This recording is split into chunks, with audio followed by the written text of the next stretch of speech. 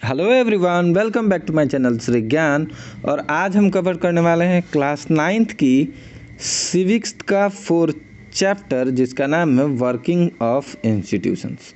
तो देश में इंस्टीट्यूशंस कैसे काम करती हैं, इसी चीज़ को हम इस चैप्टर में पढ़ने वाले हैं। तो चलिए चैप्टर शुरू।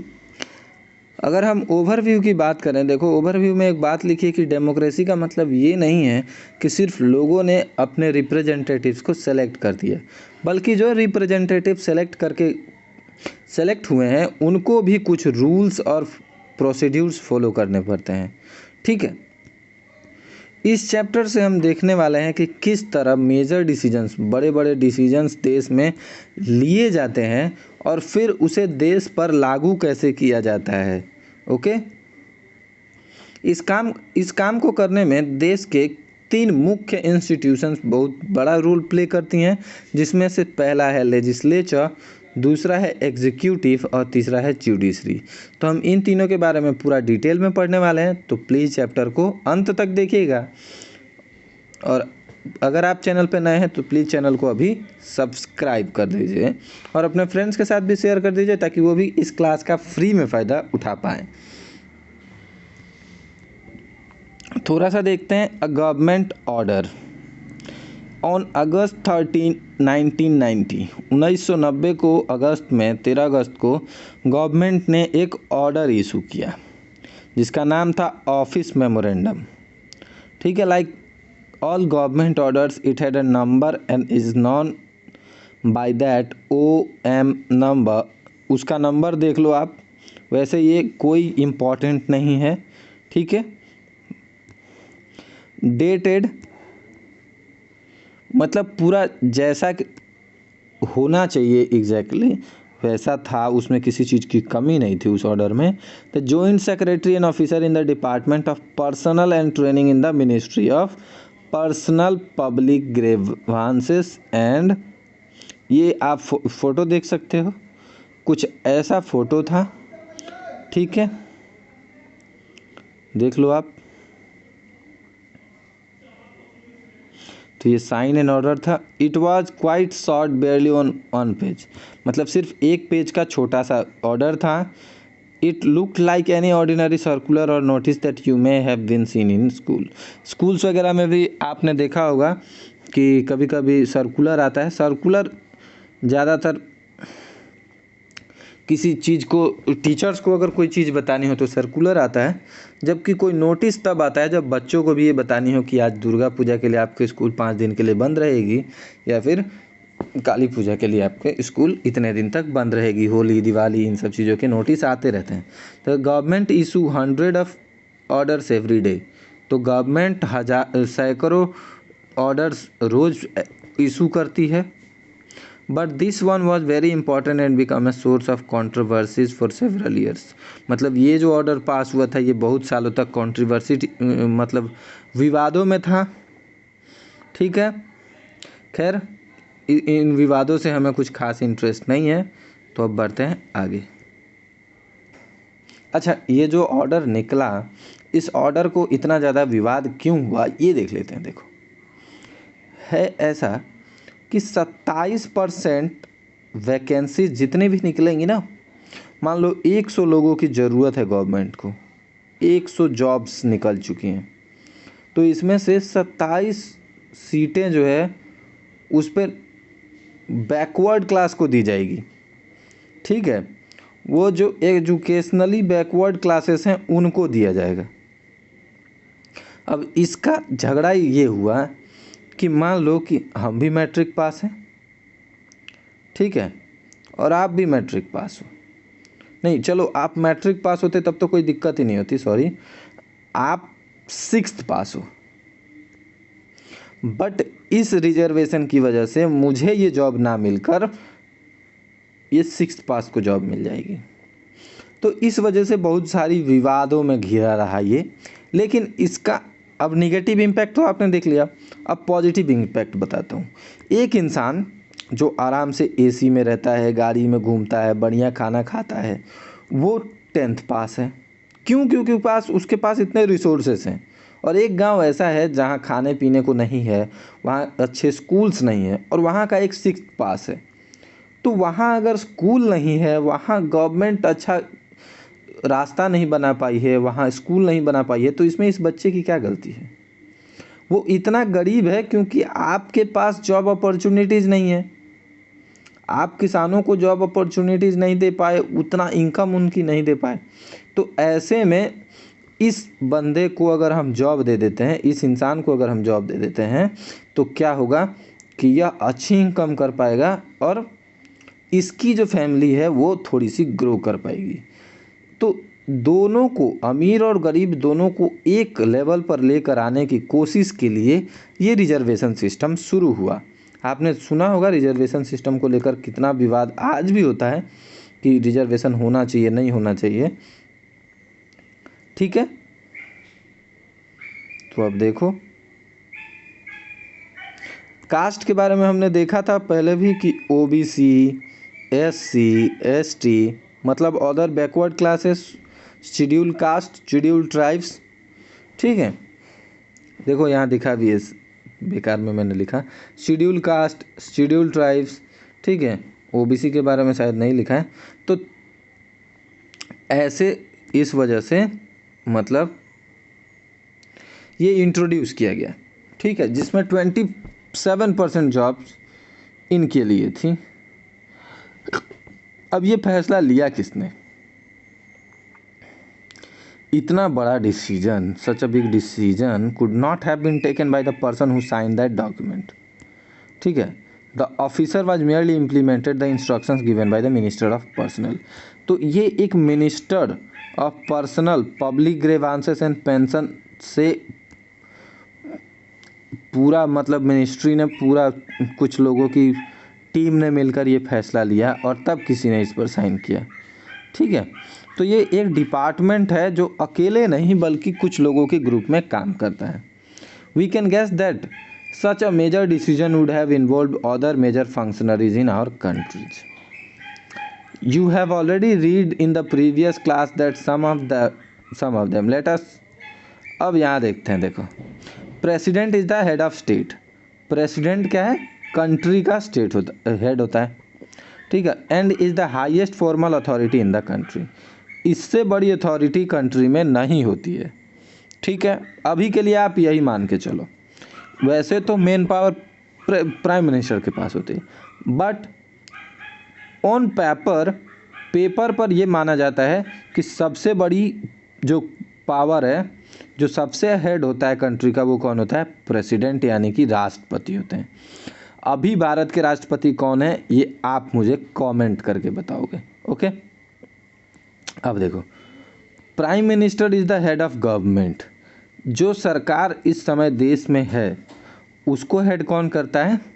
प्राइम मिनिस्टर, याद रखिएगा। और प्राइम मिनिस्टर तो खैर वर्ल्ड फेमस है, नरेंद्र मोदी जी की तो कोई बात ही नहीं है, वो तो शानदार आदमी है, तो उनके बारे में तो मैं कमेंट करने को नहीं बताऊंगा। Actually exercises all governmental powers. तो गवर्नमेंट की जितनी भी पावर्स होती हैं वो किसके पास है? मोदी जी के पास। He takes most of the decisions in the cabinet meetings. तो मोदी जी मत लिखिएगा, प्राइम मिनिस्टर लिखिएगा प्लीज़। ठीक है, और most of the decisions in the cabinet meeting. तो कैबिनेट मीटिंग में जो कैबिनेट होती है इसमें सारे मिनिस्टर्स नहीं बैठते हैं, कुछ खास लोग बैठते हैं, 5-7 लोग बैठते हैं बस, जिसमें बहुत गिने चुने लोग बिठाए जाते हैं और उन्हीं से ज़्यादातर डिसीजंस लिए जाते हैं। Parliament consist of the president and 2 houses. देखो, पार्लियामेंट के पास 3 जगह है। पहला प्रेसिडेंट, दूसरा 2 हाउसेस यानी कि लोकसभा और राज्यसभा।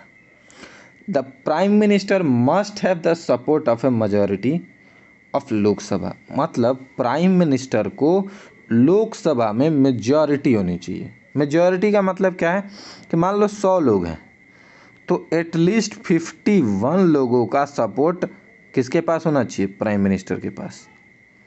ठीक है, समझ में आ गया? ये क्या बात हो गई? Wait a minute. वो जो मेमोरेंडम निकाला गया था वो कई सारे इवेंट्स का चैन है। मतलब कई सारे इवेंट्स होने की वजह से ऐसा निकाला गया। ठीक है। The government of India had appointed the second backward classes commission इन 1979 में। 1979 में बैकवर्ड क्लासेस के लिए क्या निकाला गया, कमीशन निकाला गया। तो ये देखो, the second backward classes commission इन 1979, और इसे हेड किसने किया था, बीपी मंडल ने। ओके, ये शॉर्ट क्वेश्चन पूछा जा सकता है, याद रखिएगा। Hence it was popularly called the Mandal commission, और इसीलिए इसे क्या कहा गया, Mandal commission. It was asked to determine the criteria to identify the socially and educationally backward classes. जब इन्होंने ये मेमोरेंडम निकाला तो इनसे ये पूछा गया कि आप ये बात बताओ कि आप कैसे पता करोगे कि एक आदमी एजुकेशनली बैकवर्ड है कि नहीं। ठीक है, उसके लिए कुछ रिकमेंडेड स्टेप्स पता किए गए। ठीक है। The commission gave its report इन 1980। 1980 में इस कमीशन ने अपनी रिपोर्ट सबमिट करी एंड मेड मैनी रिकमेंडेशंस। अब कौन कौन से रिकमेंडेशंस बताए गए, कहा कि 27% गवर्नमेंट जॉब्स में आपको रिजर्वेशन देनी होगी। ठीक है। For several years many parliamentarians and parties kept demanding the implementation of the commissions recommendation. बहुत सारी पार्टीज ने कहा कि भैया इस जो आपने ये जो रिपोर्ट बनाई है इसको लागू करो देश पे। ठीक है। और तब क्या हुआ कि 1989 में ये राज्य लोकसभा में ये बिल आ गया। In its election manifesto, the Janata Dal promised that if voted to power, it would implemented the Mandal Commission report. तो उस समय जनता दल ने अपने मैनिफेस्टो एक ऐसा मतलब वादा होता है जो ये हर पार्टी करती है कि अगर हम पार्टी जीतते हैं तो हम आपके लिए ये काम करेंगे। तो मैनिफेस्टो मतलब वादों का एक ग्रुप कह सकते हो आप, जो आपसे कोई भी पार्टी करती है। तो जनता दल ने कहा कि हम मंडल कमीशन को लागू कर देंगे। ठीक है। तो Janata Dal reform the government, और जनता दल जीत गई, सरकार बनी। After this election it's leader VP Singh, इनका पूरा नाम आप कमेंट करना मुझे, देखते हैं कौन कौन जानता है। वीपी सिंह ने प्राइम मिनिस्टर की कुर्सी संभाली। ठीक है। और बहुत सारे डेवलपमेंट्स भी किए उसके बाद। तो देखते हैं एक एक करके डेवलपमेंट्स। राइट, देखो, the president of India in his address to the parliament announce the intention of government to implement the recommendations of the Mandal commission. तो प्रेसिडेंट को इन्होंने बताया कि मेरी क्या मंशा है इस कमीशन को लागू करने के पीछे। उसके बाद 6 अगस्त 1990 को the union cabinet took a formal decision to implement the recommendation. तब यूनियन कैबिनेट ने यह फैसला लिया कि ठीक है, इस रिकमेंडेशन को इम्प्लीमेंट किया जाता है। Next day prime minister VP Singh informed the parliament about this decision through a statement in both the house of parliament। तो हाउस दो होती हैं, लोकसभा और राज्यसभा, और इन दोनों में प्राइम मिनिस्टर ने इन्फॉर्म किया पार्लियामेंट में इस डिसीजन के बारे में। देखो, एक डिसीजन लेने के लिए कितने स्टेप्स लिए जाते हैं, याद रखिएगा। The decision of the cabinet was sent to the department of personnel and training. तब ये डिसीजन कहाँ गया, department of personnel and training. The senior officer of the department drafted an order in line with the cabinet decision. तब उन्होंने इसे एक draft किया and took the ministers approval. उसके बाद मिनिस्टर्स के अप्रूवल भी लिए गए। An officer sign the order on behalf of the union government. और ऑफिसर ने तब साइन किया, यूनियन गवर्नमेंट ने प्रूव किया था उसके बाद।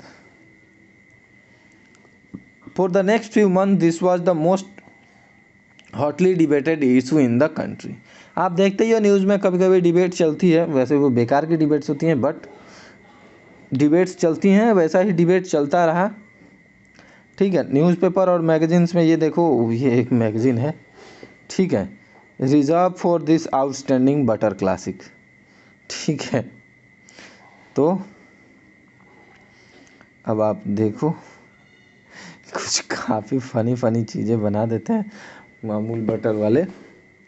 वे are full of different views and opinions on this. हर तरह के लोग हर तरह की व्यूज़ के साथ अपना ओपिनियंस रखते हैं। It led to wide spread protest and counter protest. Counter protest और वाइड प्रोटेस्ट का मतलब मैं बताता हूँ। मतलब कुछ लोगों ने कहा कि नहीं, ये गलत है। मान लो कि मैं 10th पास हूँ और आप 6th को दे रहे हो, तो यार मेरी एजुकेशन का क्या फ़ायदा है ना। ये तो भेदभाव है। तो इसकी वजह से कुछ लोगों ने प्रोटेस्ट किया। तो काउंटर प्रोटेस्ट, इसके खिलाफ प्रोटेस्ट में ये कहा गया कि भैया आपके पास ये सुख सुविधाएं हैं, आप एक ऐसी जगह पर हो जहाँ रोड है, स्कूल है, मेडिकल फैसिलिटीज़ हैं, आपकी इनकम अच्छी है, लेकिन यहाँ तो खाने को खाना नहीं है, फिर भी हम 6th क्लास तक पढ़ चुके हैं। तो हमने आपसे ज़्यादा मेहनत की है 6th तक पहुँचने के लिए। तो इस तरह से दोनों पक्षों के लोग क्या करने लगे, प्रोटेस्ट करने लगे। सम ऑफ विच वेयर वायलेंट। देखो, प्रोटेस्ट में वायलेंट होना बहुत बड़ी गलती होती है, याद रखिएगा। कभी भी आप प्रोटेस्ट करें तो साइलेंट मतलब पीसफुल प्रोटेस्ट करना चाहिए, क्योंकि अगर आप वायलेंट होते हैं तो गवर्नमेंट को आपको पीटने में कुछ टाइम ज़्यादा नहीं लगेगा, ठीक है। आप कितनी भी बड़ी भीड़ हो, देखा होगा आपने, पीट देती है गवर्नमेंट अच्छे से। हाँ, अगर आप पीसफुल प्रोटेस्ट कर रहे हो तब आप गवर्नमेंट आप पर हाथ नहीं उठा सकती। तो कुछ लोग जो वायलेंट थे, आक्रामक, जैसे गाड़ियाँ जला देना, बस जला देना, पथराव करना, people reacted strongly because this decision affect thousands of jobs opportunity. तो जो लोग मैट्रिक पास होने के बाद भी जिनको जॉब नहीं मिलने वाली थी, उनको तो बुरा लगना ही लगना था। तो इस वजह से वो लोग प्रोटेस्ट कर रहे थे। Some felt that existence of inequalities among the people of different caste in India necessity job reservation. They felt this would give a fair opportunity to those communities so far had no adequate. देखो, जिनके पास मान लो कोई हमने कुछ पढ़ा भी था कि मतलब आदिवासी जो होते हैं, फॉरेस्ट कम्युनिटीज़ होती हैं, उनके पास तो इतनी अपॉर्चुनिटी नहीं है। तो जिनको अपॉर्चुनिटी कम मिली और जिनको ज़्यादा मिली, उन दोनों को बराबर का मौका मिलना चाहिए ना, राइट। तो इस वजह से क्या किया गया कि ये रिजर्वेशन लागू किया गया, ठीक है।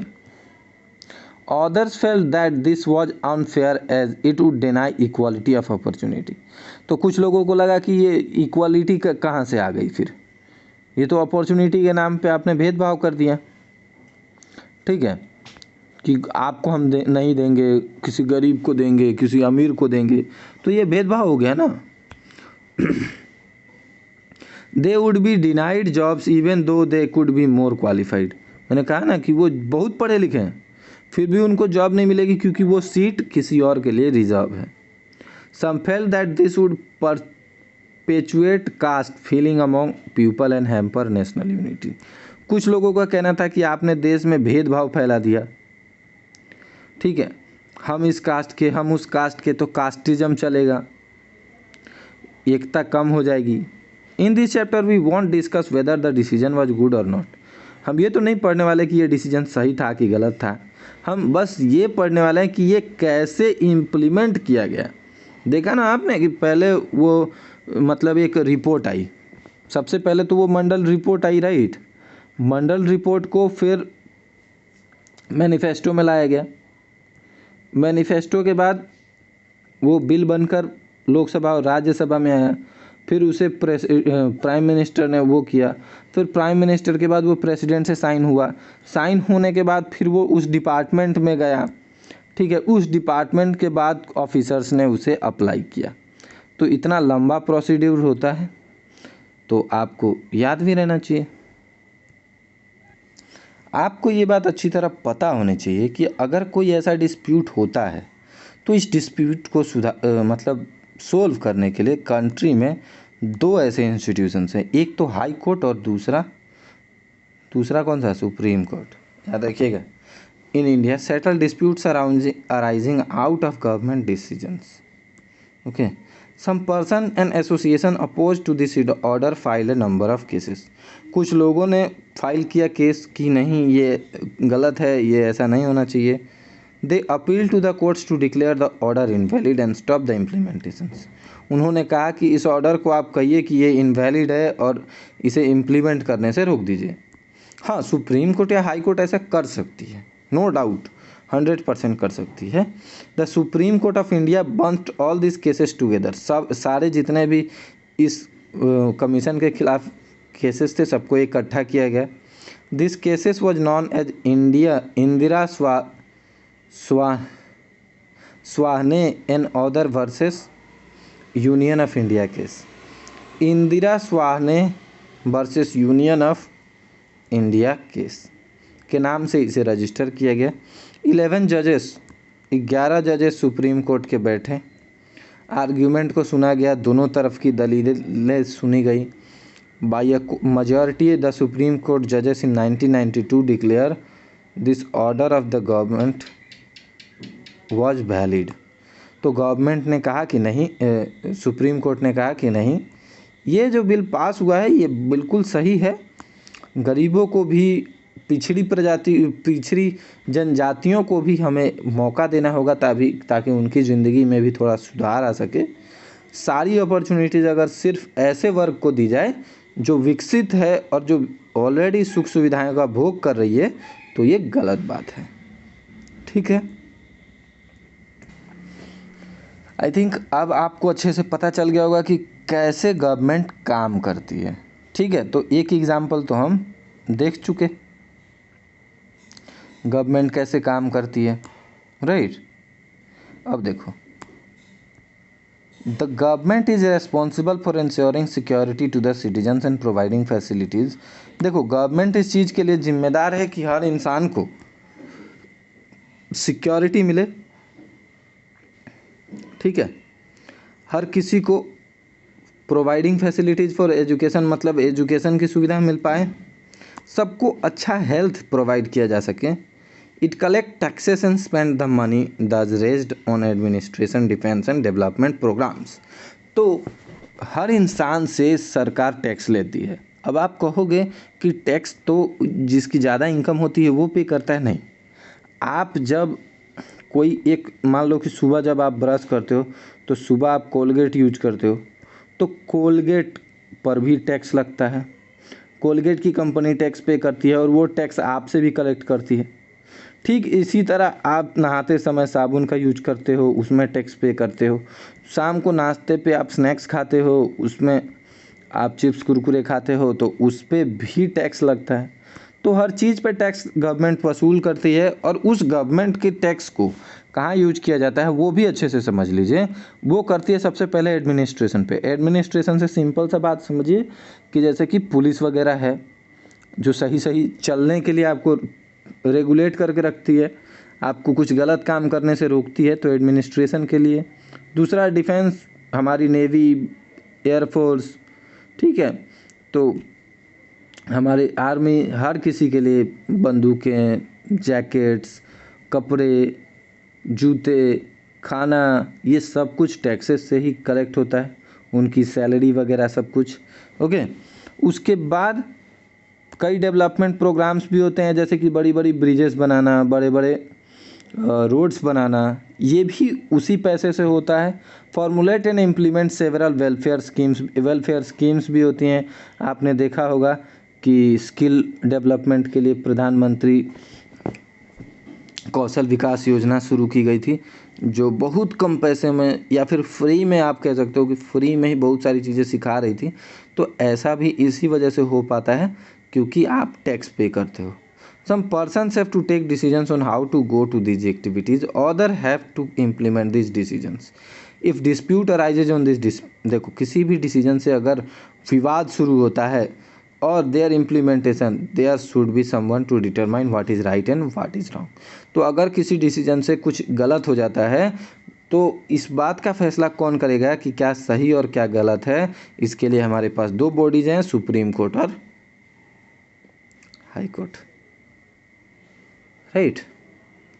It is important that everyone should know who is responsible for doing what. किस कार्य के लिए कौन जिम्मेदार है, ये जानना बहुत जरूरी है।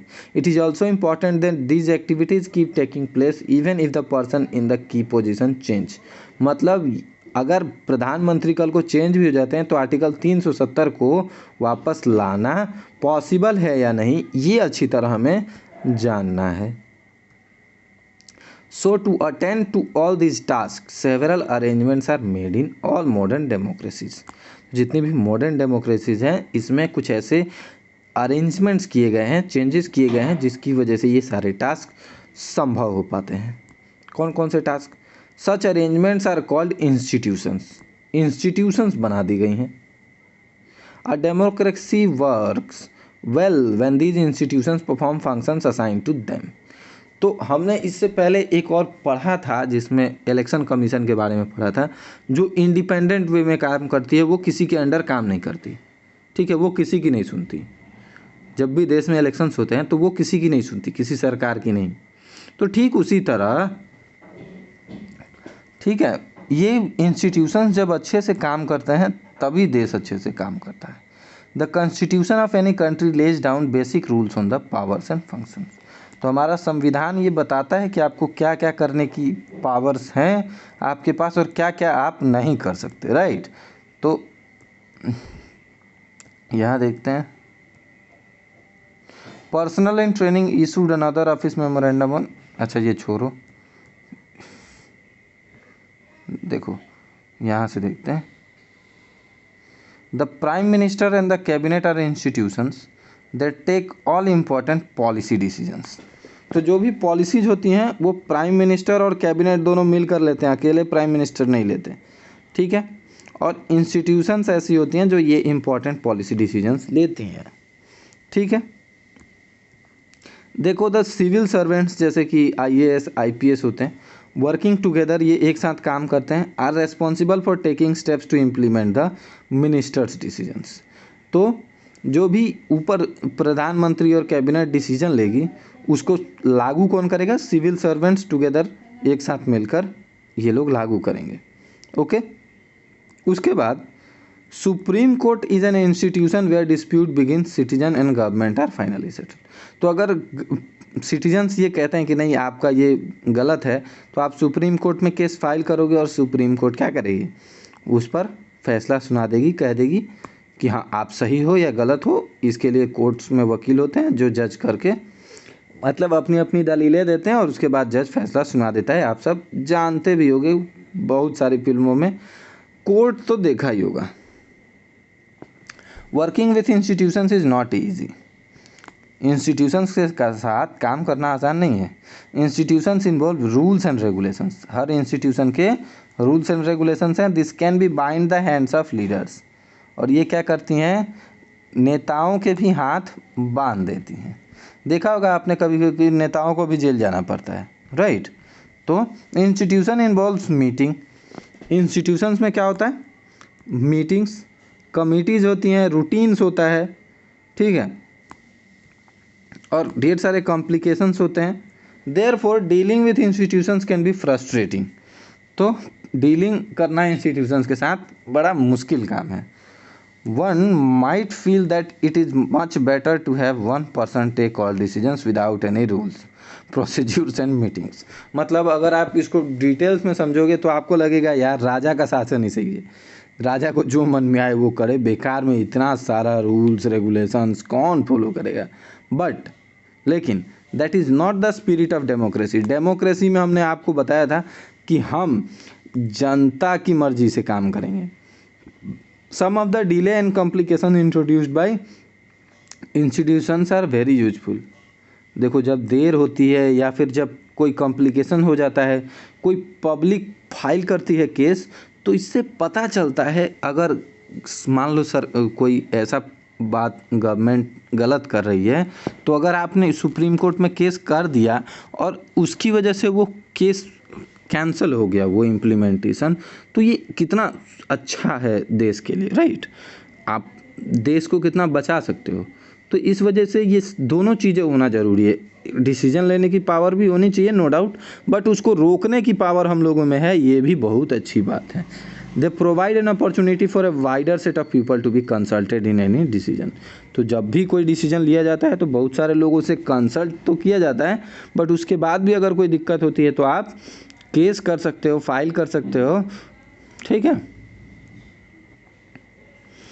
तो आई होप कि यहाँ तक तो आपको अच्छे से समझ में आ गया होगा। किसी भी गलत डिसीजन को लेने से अच्छा है कि आप उसको थोड़ा सोच समझ के कंसल्ट करके उसके बाद डिसीजन लीजिए, ठीक है। तो देखिए लिखा है कि difficult to have a good decision taken very quickly. आपका डिसीजन कितना भी सही हो बट उसको जल्दी से लेना मुश्किल है, ठीक है। But they also make it equally opportunity. हाँ, ये सही है कि इक्वली डिफ़िकल्ट कर देता है कि अगर आप एक गलत डिसीजन ले रहे हो तो गलत डिसीजन लेने में भी आपको दिक्कत होगी और साथ ही साथ सही डिसीजन लेने में भी आपको टाइम लगेगा। अब हम थोड़ा सा डिटेल में पढ़ेंगे पार्लियामेंट, ओके। देखो, in the example of office memorandum do you remember the rule of parliament. याद था ना आपको, लोकसभा और राज्यसभा दोनों जगह से ये पास होना पड़ा था। तो perhaps not since this decision was not taken by parliament. Parliament में ये डिसीजन नहीं लिया गया था। You might think that parliament had no role in it, but let us go back to the story and see whether parliament figures. तो चलो फिर से देखते हैं। जब रिपोर्ट मंडल कमीशन ने अपनी रिपोर्ट दी थी तो ये डिस्कस कहाँ हुआ था? ये डिस्कस हुआ था पार्लियामेंट में। The president of India mention in his the prime minister made decision was not directly taken in parliament but parliamentary discussion on the report influence and shape the decision of the government. मतलब जब parliament में इस report को मुद्दा बनाया गया, चर्चा हुई वहाँ पर, तब सरकार ने ये फैसला किया कि हमें ये इम्प्लीमेंट करना पड़ेगा। They brought pressure on the government. जितने भी लोग थे पार्लियामेंट में, उन्होंने गवर्नमेंट पर दबाव बनाया कि आपको मंडल रिकमेंडेशंस को लागू करना चाहिए।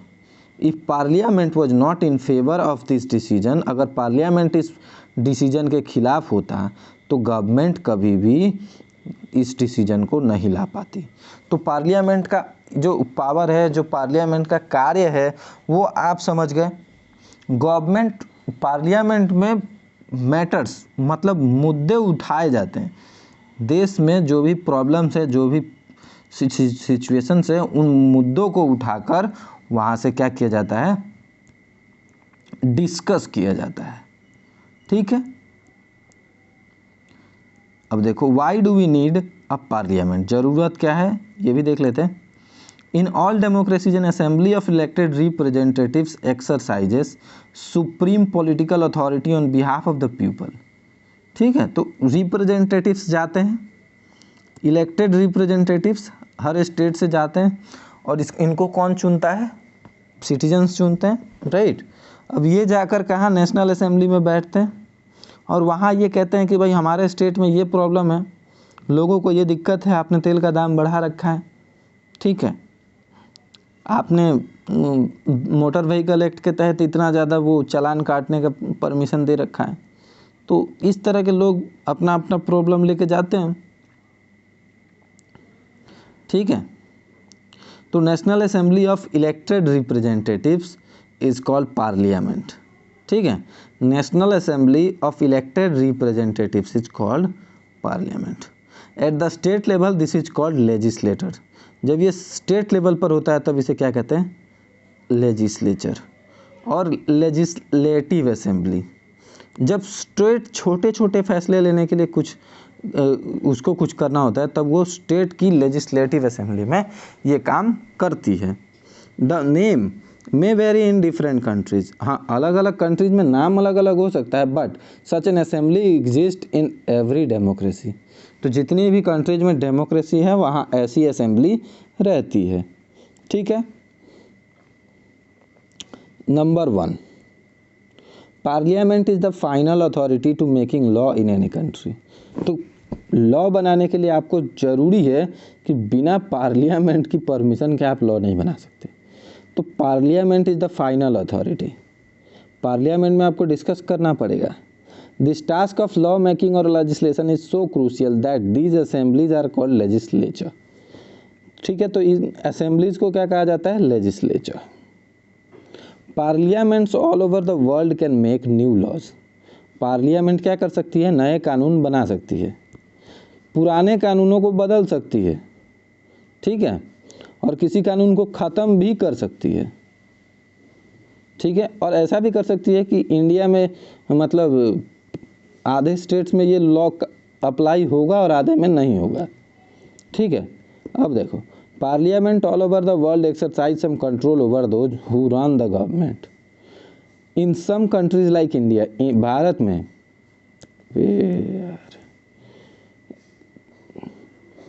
Control is direct and full. तो भारत में क्या है? पार्लियामेंट के पास फुल कंट्रोल।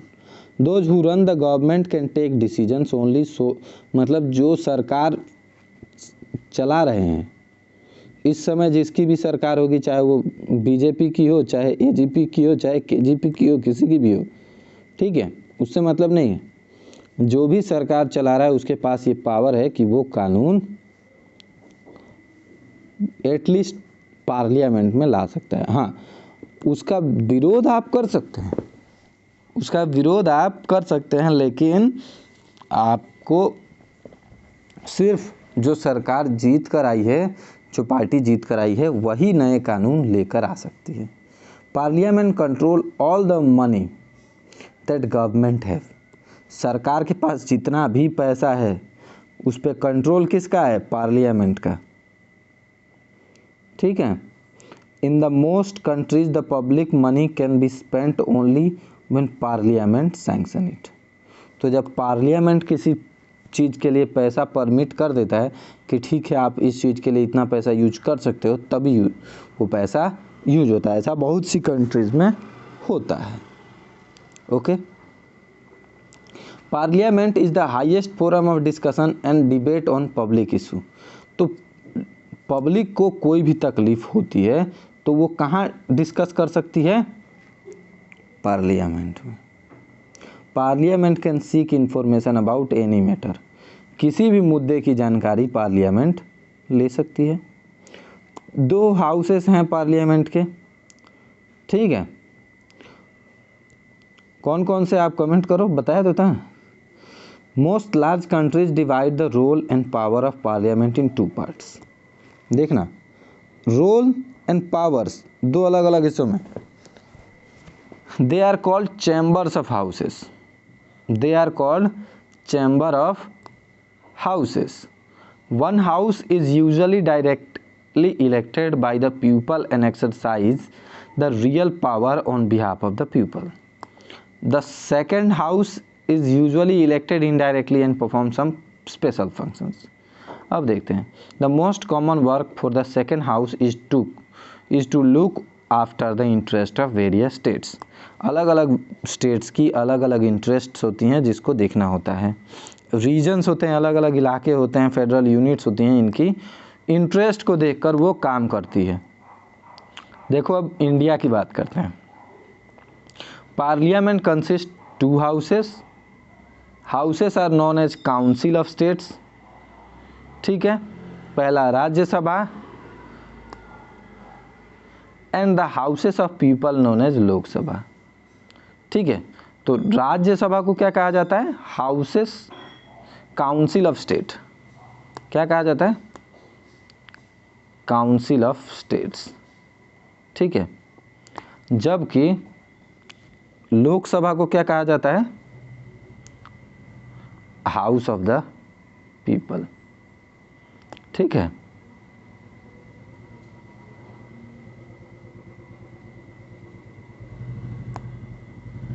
तो यहाँ देखो आप, president of India is a part of parliament. President भी पार्लियामेंट का ही एक हिस्सा है। Although she is not a member of either house, किसी भी हाउस का वो हिस्सा नहीं है। That is why all laws made in the house come into force only after the receiving assent of the president. मतलब आप कोई भी कानून बना लो, लेकिन जब तक प्रेसिडेंट के सिग्नेचर्स नहीं होंगे उस पर, जब तक प्रेसिडेंट की सहमति, एसेंट का मतलब सहमति होती है, सहमति नहीं होगी, तब तक वो कानून नहीं बनेगा। समझ में आया? You have read about the Indian parliament in earlier classes, पढ़ा है हमने ऑलरेडी, ठीक है। What is the total number of members, members कितने होने चाहिए total. Who elect the members, what is the length of term, कितने साल के लिए मेंबर सिलेक्ट होते हैं, और can the house B dissolve और इन द परमानेंट, मतलब हाउस को डिसॉल्व किया जा सकता है या ये परमानेंट होते हैं। ठीक है, तो ऐसे आंसर्स देख लेंगे हम। कैसे देखेंगे आप देखना, बताते हैं धीरे धीरे। Which of the two houses is more powerful, सबसे पावरफुल हाउस कौन सा है। It might appear that the Rajya Sabha is more powerful, लगता है कि राज्यसभा के पास ज़्यादा ताकत है। For some time it is called the upper chamber, इसको क्या कहा जाता है, upper chamber. And the Lok Sabha is lower chamber, Lok Sabha को क्या कहा जाता है, lower chamber. But this does not mean that Rajya Sabha is more powerful than Lok Sabha, इसका ये मतलब नहीं है कि राज्यसभा के पास ज़्यादा पावर है लोकसभा से। This is just an old style of speaking and not the language used in our constitution. तो ये जस्ट मतलब अंग्रेजों के ज़माने से ही ये चलता आ रहा है, तो बस चल रहा है, ठीक है। Our constitution does give the Rajya Sabha some special powers over the states, but on most matters the Lok Sabha exercise supreme powers। देखो ध्यान से देख लो, ये लाइन कुछ ज़्यादा इम्पोर्टेंट है, थोड़ा highlight. Lok Sabha exercises supreme power, ठीक है, बट राज्यसभा को कुछ स्पेशल पावर दी गई हैं कुछ स्टेट्स के लिए, ठीक है। बट ज़्यादातर मोस्ट मैटर्स में कौन पावरफुल है, लोकसभा। तो याद रखिएगा कि लोकसभा ज़्यादा पावरफुल है, okay. Any ordinary law needs to be passed by both the houses, कोई भी कानून दोनों हाउसेस से पास होना चाहिए।